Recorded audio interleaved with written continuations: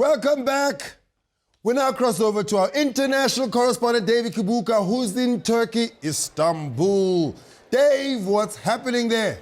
Some Turkish people want the Turkish Prime Minister to step down because he's been in power for 10 years and they say he's becoming a dictator. So now there are widespread protests here in Turkey. So is Turkey going to descend into civil war like Syria, Dave? The international community is doing its best to prevent that, but the Turkish government said that they have their limits.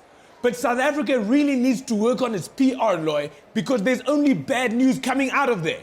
It's either Oscar Pistorius or mine workers being shot, and now I saw that the ANC Youth League threw human poo on the DA. That day, Helen Zille must have been really tempted to use the K word. The one that sounds like cafeteria. Dave. The K word is a bit extreme, Dave. Come on. Okay, let's choose. Would you rather be called the K word or would you have poo land on your face? It would have traumatized me so much that I'd even have drank shooters like caramel vodka, which I never do, because at night they seem like juice, but then the next morning it gives you that surprise hangover and you feel like you've been hit by a Putco bus. Dave, I've had one of those. Ah, man, it's quite hectic.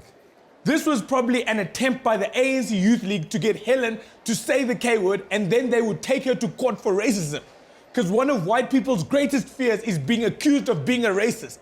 One of black people's greatest fears is answering a private number. Forget the Tokoloshi. If you want to scare black people, make a villain call, please call me, and who runs around the township at night forcing black people to answer the calls. Dave, what the hell are you I've talking? got a call for you. Dave, who is it? I don't know. Ha ha ha, and please call me. What are you talking about, Dave? Because a lot of white folks have this inner racist that they try really hard to keep at bay. Like when a black person drops the ball at a crucial moment in a rugby match, cool white people go, relax guys, relax. There's no reason to call him the K word.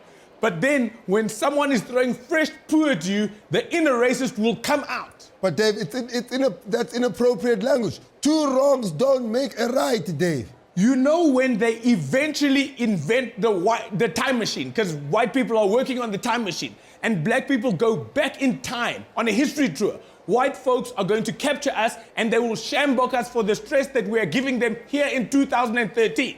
They will be like, this one is for Juju, this one is for throwing poo at us, and this one is for the rhino. And we'll be like, we didn't do the rhino. We didn't do the rhino. It was the Chinese. Dave, Dave, you got a crazy imagination. Have you joined WhatsApp yet, Dave? No, but I finally left BBM. Strictly SMS for me now. Because if you can't spend 80 cents on our friendship, what are the chances that if I need a kidney, you will help me? I even had a BBM funeral last week, Lord. I typed out the words to a hymn. Jesu kiena, Jesu kiena. I don't know the other words, Lord. Dave, what are you talking about? Thank you, Lord.